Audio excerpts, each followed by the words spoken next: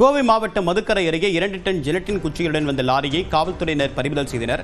கூடுதல் தகவலுடன் இரானுடைய மண்டல தலைமை செய்தியாளர் குருசாமி விவரமென 2 டன் அப்படின்றது மிகப்பெரிய அளவு.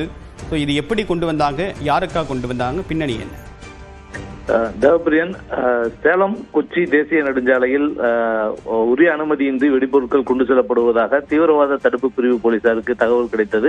இதனைத் தொடர்ந்து இன்று அதிகாலை தமிழக கேரள எல்லைப் பகுதியில் தீவிரவாத தடுப்பு பிரிவு போலீசார் சோதனையில் ஈடுபட்டிருந்த பொழுது சேலத்திலிருந்து கேரள மாநிலம் கொச்சிக்கு சென்று கொண்டிருந்த வாகனத்தை நிறுத்தி சோதனையிட்டார்கள். அப்பொழுது அந்த வாகனத்தில் உரிய அனுமதியின்றி 2 டன் அளவிற்கு வெடிபொருட்கள் இருப்பது தெரிய வந்தது. சுமார் 15,000 ஜெலட்டின் குச்சிகள் உட்பட 2 டன் வெடிபொருட்கள் இருந்த நிலையில் அதை தீவிரவாத தடுப்பு பிரிவு போலீசார் அந்த வாகனத்தை பறிமுதல் செய்தார்கள். இதனையடுத்து அந்த வாகனத்தை ஓட்டி வந்த சுபேர் என்ற வாகன ஓட்டுநரை தற்பொழுது போலீசார் கைது செய்து அவரிடம் விசாரணை மேற்கொண்டு வருகிறார்கள். இதனைத் தொடர்ந்து தற்பொழுது இந்த வாகனம் தமிழக கேரள எல்லைப் பகுதியிலிருந்து மதுக்கரை காவல் நிலையத்திற்கு தற்பொழுது கொண்டு வரப்பட்டிருக்கிறது. மதுக்கரை காவல் நிலையத்தில் வைத்து தற்பொழுது விசாரணை மேற்கொண்டு வருகிறார்கள். இந்த வாகனத்தை தற்பொழுது திறந்து ஆய்வு மேற்கொண்டதில் இந்த வெடிபொருட்கள் அதிக வீரியத்தன்மை கொண்ட வெடிபொருட்கள் என்பது தெரிய வந்திருக்கிறது.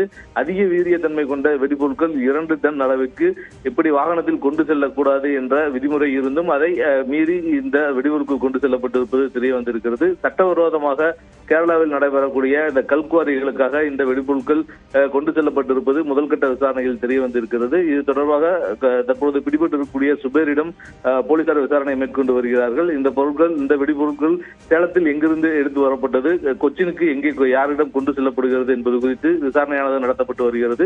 தற்பொழுது வெடிகுண்டு தடுப்பு பிரிவு போலீசாரும் வரவழைக்கப்பட்டிருக்கிறார்கள். வெடிகுண்டு தடுப்பு பிரிவு போலீசார் முன்னிலையில் தற்பொழுது இந்த வாகனமானது தற்பொழுது திறக்கப்பட்டு அதில் இருக்கக்கூடிய வெடிபொருட்களது எண்ணிக்கை அது தொடர்பான ஆவணங்களை தற்பொழுது காவல்துறையினர் சரிபார்த்து வருகின்றனர். தேவப்பிரியா, விரிவான தகவலுக்கு நன்றி குருசாமி.